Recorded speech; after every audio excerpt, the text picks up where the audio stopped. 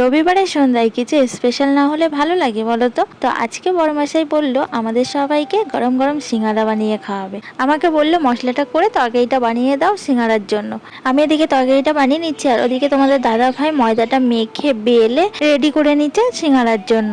তো আমার তরকারিটা আজকে আমি নিরামিষভাবেই করেছি, কারণ কাল সোমবার করব, তার জন্য আজকে নিরামিষ সিঙ্গারা হবে। তো এখানে দেখো তোমাদের দাদা ভাই কি সুন্দর সিঙ্গারা বানাচ্ছে। আমি কিন্তু এইটা পারি না, আমি সব কিছু করে দিয়েছি, তবে এই সিঙ্গারাগুলো তোমাদের দাদাভাই বানিয়েছে।